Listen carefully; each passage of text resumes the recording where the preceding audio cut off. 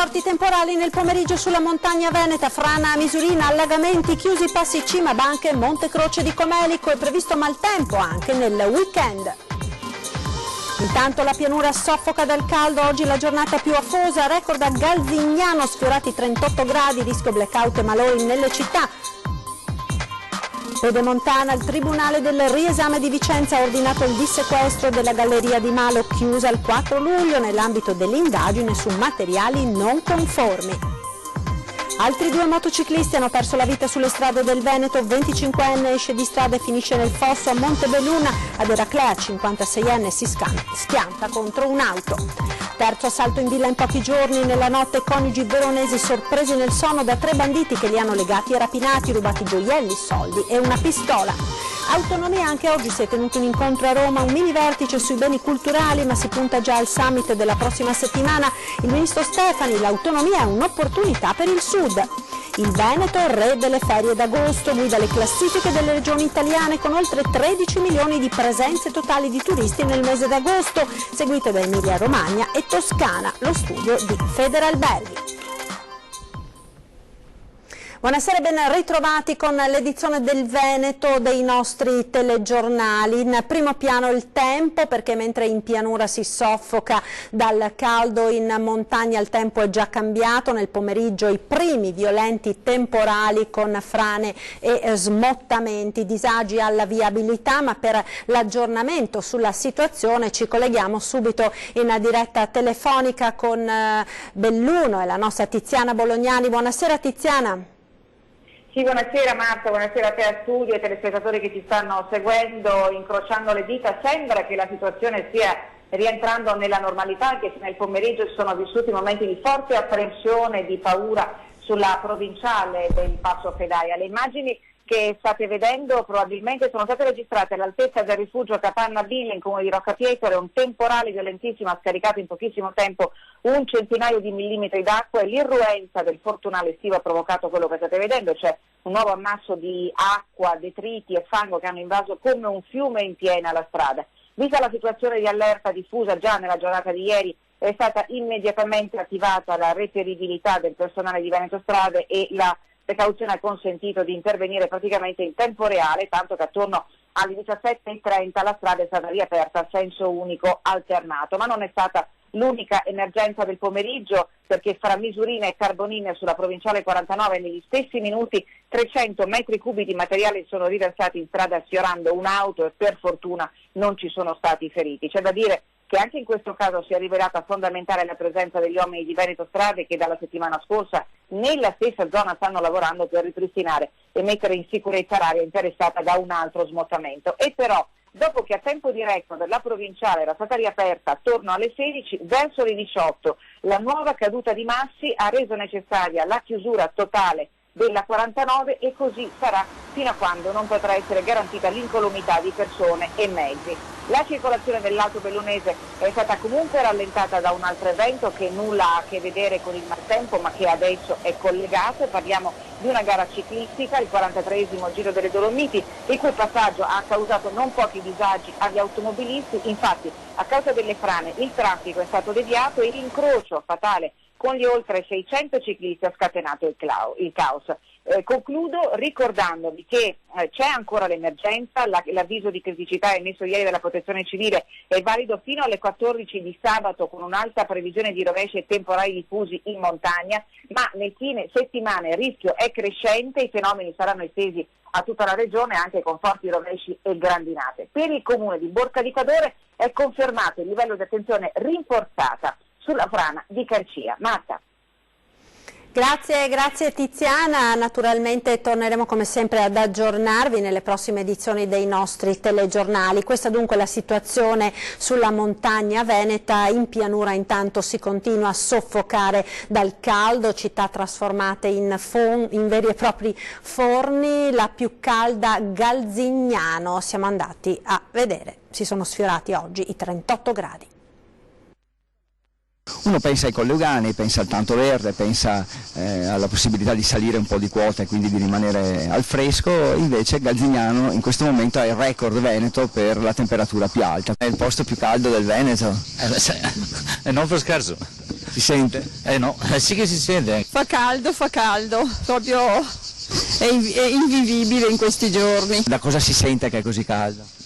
Anche fisicamente si crolla, non si riesce a fare nulla. I dati estremi li fornisce l'ARPAV. Il 24 luglio a Galzignano si è toccata la temperatura massima di 37,6 gradi, ma anche la minima 18,2, con una escursione termica insomma di quasi 20 gradi. E col caldo si vedono anche più gelati. Sì, effettivamente sì. Sta attraversando in bicicletta il posto più caldo del Veneto. Sì, non solo qua comunque. Un po' tutti i colli. Abbastanza. Quando c'è così tanto caldo come ci si difende? Fontane, ogni tanto un po' di ombra. Un record questo già toccato anche il 24 agosto 2011 con 39,8 gradi, un record del quale gli amministratori farebbero volentieri a meno. Non è piacevole, comunque una realtà come la nostra che sicuramente punta anche sul turismo, ovviamente finire la ribalta per questo record, ripeto, non è sicuramente la cosa più piacevole. Resta il fatto comunque che Galzignano offre tantissime altre cose. Comunque, tornando ai numeri, a Galzignano sono convinti che il rilevatore della temperatura sia stato posizionato in un luogo troppo assolato e che in piazza e nelle aree verdi si stia molto meglio. Molto probabilmente la zona scelta effettivamente dà questo tipo di riscontro. È anche vero che adesso noi siamo qui all'ombra, c'è un po' di aria, si sta bene tutto sommato, non è una stazione così insopportabile. Parliamo ora della Pedemontana Veneta. Il Tribunale del Riesame di Vicenza ha ordinato il dissequestro della Galleria di Malo. Pedemontana, l'ultimo atto. Il Tribunale del Riesame di Vicenza, a 2 giorni dall'udienza, ha deciso di dissequestrare la Galleria di Malo. Il 4 luglio era infatti stata notificata al concessionario un'ordinanza della Procura della Repubblica di Vicenza per il sequestro del cantiere. L'ipotesi di reato sarebbe stata frode nell'esecuzione della galleria a danno della Regione per utilizzo di materiali non marchiati CE e miscele di calcestruzzo diverse da quelle previste dagli elaborati progettuali. Adesso, a 20 giorni di distanza, il Tribunale del Riesame di Vicenza emette l'ordinanza di dissequestro della Galleria di Malo, dove i lavori riprenderanno. Il sequestro è confermato solo per le aree di cantiere dove sono depositati i materiali contestati. Rimangono attivi invece i vecchi provvedimenti. Sulla stessa galleria, lunga 6 km, infatti, gravavano da tempo 2 sequestri, uno sul lato di Malo in seguito all'incidente mortale dell'aprile del 2016, quando un operaio era stato travolto da una frana, e l'altro sul versante di Castelgomberto a causa del cedimento della volta della galleria nel 2017. Intanto i lavori riprendono nella zona dissequestrata. Solo pochi giorni fa il presidente veneto Luca Zaia auspicava che tutto quello che è oggetto di cantiere andasse avanti. Un cantiere da 2 miliardi e 258 milioni di euro, 94 km e mezzo di asfalto, 36 comuni, 14 caselli. Se c'è qualcosa da chiarire è bene che venga chiarito. Di certo stiamo parlando della parte della galleria che peraltro in quota parte era già sequestrata, a me basta che tutto quello che è invece oggetto di cantiere che non ha problemi vada avanti. La Regione Veneto assicura che la realizzazione dell'intera superstrada starebbe procedendo a ritmi serrati e la conclusione è sempre prevista entro il 2020. La galleria invece, già in ritardo rispetto al cronoprogramma, resta l'unica incognita per una strada che, nelle intenzioni, conduce a un futuro più luminoso per l'economia del nord-est. Ed ora parliamo dell'autonomia. Anche oggi si è tenuto un incontro a Roma, un mini vertice sui beni culturali, ma si punta già al summit della prossima settimana. Maratona Autonomia. La corsa politica procede lenta ma inesorabile. Mentre scorre il counter di Rete Veneta, a Roma gli incontri continuano. In un mezzogiorno di fuoco per le temperature di un'estate mai così bollente, a Palazzo Chigi va di scena il mini vertice tra il premier Giuseppe Conte, il ministro vicentino Erika Stefani e il ministro dei beni e delle attività culturali Alberto Bonisoli. Un tavolo a 3 per parlare di sovrintendenze. L'autonomia è uno degli spigoli politici su cui il governo rischia di cadere e andare a pezzi, con la Lega sempre più decisa a imprimere un'accelerata e il Movimento 5 Stelle che frena e si autocandida a garante dell'unità nazionale. Noi saremo i garanti dell'unità nazionale, non vogliamo che il centro-sud venga penalizzato da un'autonomia che deve solo servire a 2 regioni, ma l'autonomia si farà. si farà senza i docenti, quindi senza l'assunzione regionale dei docenti, si farà con il fondo di perequazione e i livelli essenziali di prestazione per le regioni del centro-sud, si farà in maniera solidale per aiutare tutti gli italiani, perché l'Italia è una e indivisibile. L'Italia è una e indivisibile, il governo invece è già diviso. Alla fine dell'incontro di oggi il nodo dei beni culturali non è ancora stato sciolto. Il ministro per le autonomie, Erika Stefani, pubblica questo post sui social. L'autonomia rappresenta una grande opportunità anche per il Sud. La gente lì è stufa di una politica che non produce niente e che non ha neppure la capacità di spendere i soldi che vengono loro assegnati. Il problema è la politica e paga la gente. Da parte sua il Premier Giuseppe Conte intanto assicura che il Parlamento avrà un ruolo primario prima della sottoscrizione dell'accordo con le regioni. Il governo dunque trasmetterà alle Camere le bozze su cui le commissioni potranno esprimere i pareri di cui verrà tenuto conto nella stesura definitiva delle intese. Nel percorso verso l'autonomia si punta già il vertice che dovrebbe riunirsi i primi giorni della prossima settimana. È prevista la presenza del ministro dell'economia e delle finanze Giovanni Tria e quando c'è lui, come si sa, si potrebbero spostare gli equilibri delle risorse destinate alle regioni. Quindi l'iter per la grande riforma va avanti, anche se lentamente. Si punta a chiudere entro l'estate. Di accelerazioni però al momento all'orizzonte non se ne vedono, ma come si sa in politica mai dire mai.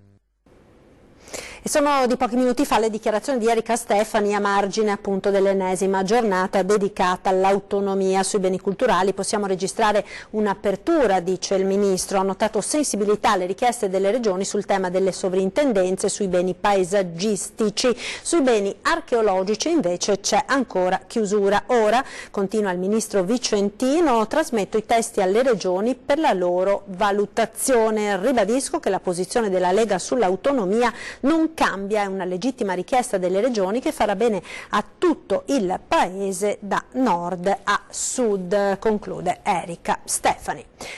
La cronaca ora, due professionisti di circa 70 anni sono stati sorpresi questa notte nella loro abitazione a Verona da 3 banditi, probabilmente dell'est europeo, che sono poi fuggiti dopo averli legati ed imbavagliati, rubando monili in oro per oltre 100.000 euro, una pistola e del denaro ancora da quantificare. I 2 veronesi non hanno subito violenza ma sono stati comunque curati dai medici del pronto soccorso. Sul posto è intervenuta la polizia. Secondo una prima ricostruzione un bandito è entrato da una finestrella a cui aveva segato un'inferriata al primo piano della villa nel quartiere di Borgo Milano. Una volta dentro l'uomo ha aperto la porta ai 2 complici che sono entrati in casa immobilizzando i 2 proprietari, legando loro mani e piedi con delle fascette.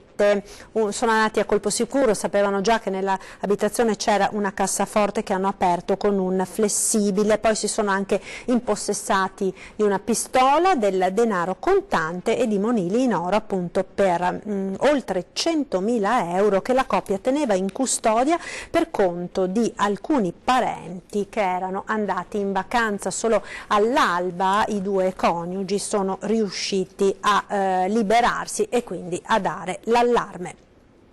E con la cronaca restiamo nel Vicentino perché nel Veronese, scusate, perché un operaio è morto dopo essere caduto dal tetto di un capannone dismesso a Bonavigo. L'incidente è avvenuto oggi poco dopo le 12:30. L'uomo, un 57enne di Gubbio e dipendente di una ditta appunto Umbra, stava effettuando un sopralluogo quando è precipitato da un'altezza di circa 7 metri. Per lui purtroppo non c'è stato nulla da fare. Andiamo ora nel Trevigiano con un caso davvero da film. Un cittadino rumeno è evaso dall'ospedale di Treviso calandosi dal 3° piano con le lenzuola annodate. Adesso è caccia all'uomo in tutta la provincia.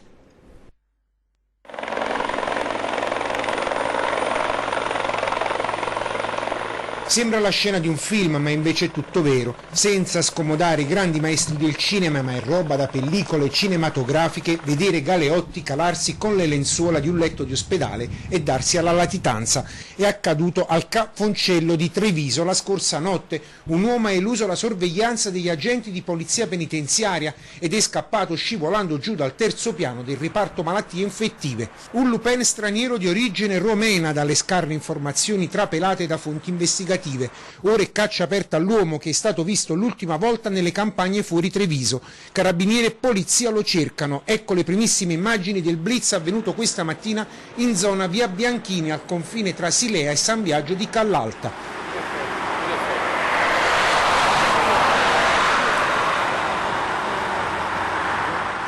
Le ricerche sono cominciate appena scattato l'allarme. Un elicottero dei carabinieri si è alzato in volo per dare supporto ai colleghi che continuano a cercarlo ovunque. Pare che dopo aver lasciato l'ospedale abbia camminato a piedi seguendo il tratto della tangenziale, nascondendosi tra i campi di grano. Ed in questa area che si sono concentrate le ricerche, nelle vicinanze di un agriturismo. Il fuggitivo è destinatario di un provvedimento restrittivo in carcere ed era in ospedale per accertamenti. Bocche chiuse su come sia avvenuta la fuga. Le ricerche continuano in tutta la provincia con posti di blocco. Incidente mortale oggi a Montebelluna, un ragazzo di 26 anni ha perso la vita in sella alla sua moto che è finita fuori strada in un fossato. Inutili i soccorsi.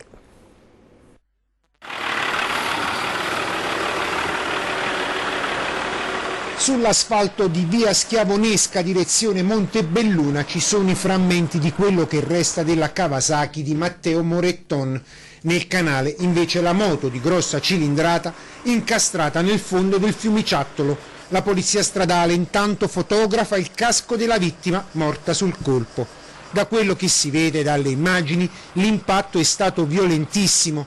Basta guardare la parte anteriore della Kawasaki, andata distrutta quando viene sollevata dal fondo del canale. Per il 26enne di Montebelluna purtroppo non c'è stato nulla da fare per le gravi lesioni riportate.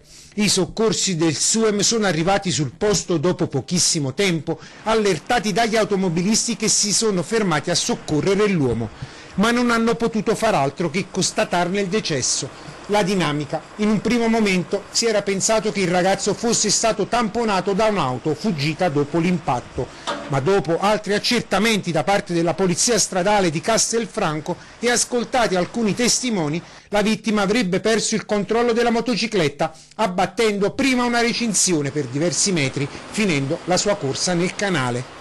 Si ipotizza che il motociclista possa essere stato colto da un malore mentre era in sella al suo mezzo. La fuoriuscita di strada è avvenuta in un tratto rettilineo e questa per ora sembra essere l'ipotesi più plausibile, senza escludere però un guasto meccanico o un eventuale ostacolo sulla strada che lo abbia costretto ad una manovra brusca, tanto da farlo perdere il controllo della moto. Ed un altro motociclista ha perso la vita nella notte ad Eraclea, nel Veneziano. Si placca l'estate di sangue sulle strade veneziane. L'ultimo incidente di questo periodo nero si è verificato a Eraclea, dove ha perso la vita un uomo del posto. Si tratta di un 56enne che verso l'1:30 di notte stava viaggiando in sella al suo scooter sulla strada che dal centro abitato porta alla zona artigianale del paese. Per cause che sono ancora al vaglio, lo scooterista avrebbe improvvisamente invaso la corsia opposta, andando a schiantarsi contro una Fiat Bravo. Lo scontro è stato inevitabile e violentissimo e il 56enne è morto sul colpo per le ferite riportate. Ai sanitari del SUEM accorsi sul luogo del sinistro non è rimasto che constatarne il decesso. Le persone che erano nella macchina sono rimaste ferite in modo lieve e sono state portate in pronto soccorso. Sul posto, per i rilievi di rito, i carabinieri di Eraclea, mentre ai vigili del fuoco è toccato il compito di rimettere in sicurezza l'area dello scontro. Maxi truffa nel settore della ricerca, l'ha scoperta la Guardia di Finanza, centinaia di indagati. Sono oltre 200 gli indagati in un'inchiesta fiscale condotta dalla Guardia di Finanza di Padova che ha portato alla luce una maxi frode per 45 milioni di euro realizzata tramite l'emissione di false fatture per far ottenere ad aziende crediti d'imposta non dovuti. L'azienda che aveva necessità di acquisire un qualsiasi bene, di solito si trattava di sistemi gestionali particolarmente complessi, sistema gestionale che però era già presente sul mercato, già confezionato da aziende di software, veniva acquistato da un'altra società, da questo organismo di ricerca, il quale lo vestiva dal punto di vista documentale e di fattura come attività di ricerca propria che vendeva all'azienda richiedente, che poi doveva sfruttare e utilizzare quel sistema gestionale per l'attività produttiva. In particolare la Guardia di Finanza, che ha eseguito 200 decreti di perquisizione in 38 province italiane, ha permesso di individuare un'associazione per delinquere composta dagli amministratori e del consulente di un network di società padovane, finalizzata a ottenere illecitamente agevolazioni fiscali riconosciute dallo Stato a fronte di investimenti in ricerca scientifica. Chi beneficiava del 90% era l'azienda finale che utilizzava quel software, che avrebbe dovuto e potuto comprarlo sul mercato senza l'intermediazione dell'organismo di ricerca. Ovviamente l'organismo di ricerca, che è un ente privato accreditato presso il MIUR, il Ministero dell'Istruzione e Ricerca Scientifica, aveva un vantaggio perché pretendeva o riteneva per sé il 20% dell'importo totale.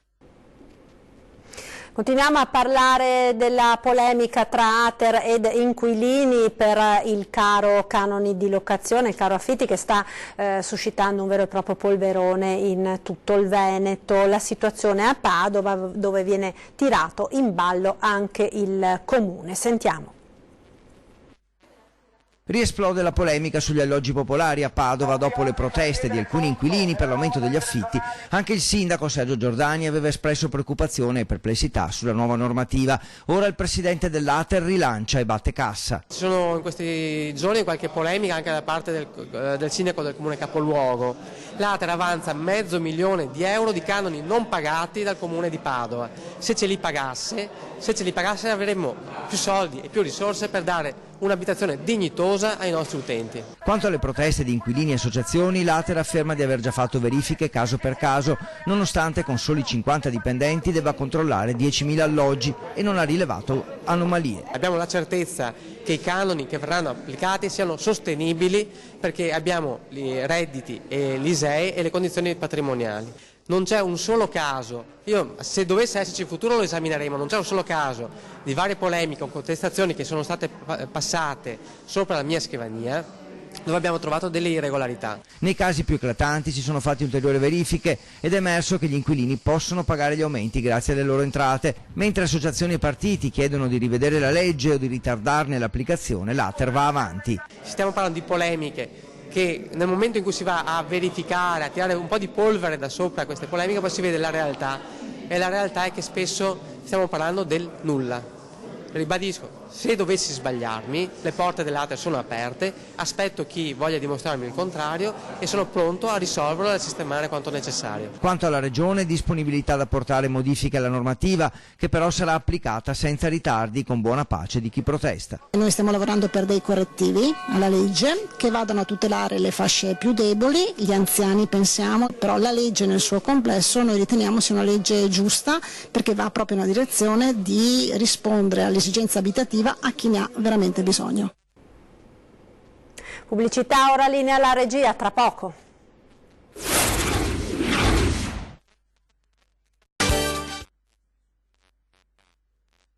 Del Veneto, dei nostri telegiornali, parliamo ora di turismo, perché il Veneto è il re delle ferie d'agosto. La nostra regione guida infatti la classifica delle regioni italiane con oltre 13 milioni di presenze totali di turisti nel mese di agosto, seguita da Emilia Romagna con 9 milioni e Toscana con 8,8 milioni di turisti.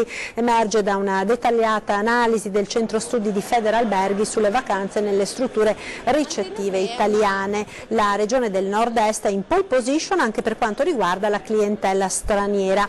Sul podio anche la Toscana e la Lombardia. Il mare si conferma la destinazione preferita dei turisti, con le località balneari che ospiteranno il 44,7% dei pernottamenti dei vacanzieri, seguite dalle città d'arte 14,2%, dalla montagna 12%, per finire con i laghi di 8,9%. Ed ora andiamo a Spinea, dove abbiamo sentito le voci dei concittadini della dell'ormai mitica Federica Pellegrini. Dalla piscina in cui Federica Pellegrini ha vinto l'ennesima medaglia d'oro ai mondiali in Corea, alla fontana di Spinea. Siamo venuti in paese per raccogliere i messaggi per la campionessa da parte dei suoi concittadini. Ieri ha pianto lei, ma ha fatto piangere anche noi, sinceramente, in diretta. Ci siamo commossi. Io sinceramente è la prima volta che mi scendono le lacrime di fronte ad un atleta, ecco. Alla faccia a quelli che dicevano che era finita. Cosa dobbiamo dire? Un altro mondiale? Grande, grandiosa, fieri. Sono rimasta entusiasta dalla semplicità, dalla forza, ma veramente sono orgogliosa ma anche proprio del percorso che ha fatto. Bravissima, la conosco e gli faccio tanti complimenti, bravissima, veramente. È tornata di nuovo sul gradino del podio e vedremo quanto andrà avanti. Avevo letto che ha intenzione in futuro di ritirarsi, però finché va avanti, complimenti a Federica. Ciao Federica, sei bravissima. È una campionessa senza fine, è meravigliosa, bravissima e meriterebbero il professionismo perché se pagai zero. Quindi si appecca principale del nuoto e di tutti gli altri sport, ad eccezione di sport professionistici. Siamo felici che ce l'abbia fatta ancora una volta e che insomma ha tenuto alto anche l'orgoglio di noi italiani tutti, ma soprattutto del Veneto. Fantastica, bravissima veramente. Siamo molto orgogliosi come cittadini. Si vince una volta, si vince 2 volte, ma vincere per tutti questi anni consecutivamente è una cosa pazzesca, insomma. Bravissima. Bravissima, formidabile, sei tutti noi, continua sempre così. È una grande, posso dire che Federica è bella, brava, ha genitori stupendi, non posso dire altro. Mi piace perché intanto guarda che vittoria, insomma, è il numero 1, number 1.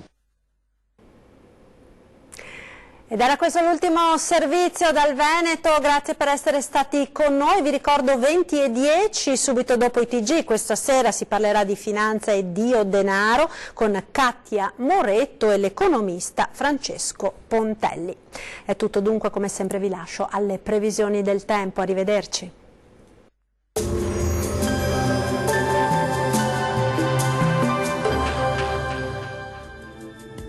Bentrovati al meteo. Condizioni anticicloniche, dunque bel tempo e caldo, anche se non si esclude una lieve instabilità. La situazione nel dettaglio di venerdì 26 luglio.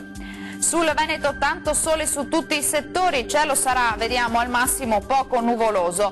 Dal pomeriggio tuttavia sarà possibile qualche acquazzone sui monti che localmente potrà bagnare anche le pianure circostanti. Piogge meno frequenti invece sulle aree costiere. Attenzione a fenomeni anche violenti. Clima rovente con valori termici minimi tra 22 e 25 gradi. Per quanto riguarda le massime invece la colonnina di mercurio arriverà a toccare anche i 37 gradi. Ci spostiamo ora sul Friuli Venezia Giulia, dove avremo una giornata di bel tempo e ampio soleggiamento. Dal pomeriggio più nubi sui rilievi, ma senza piogge particolarmente degne di nota. Temperature minime tra 23 e 26 gradi, massime piuttosto calde, comprese invece tra 29 e 34 gradi.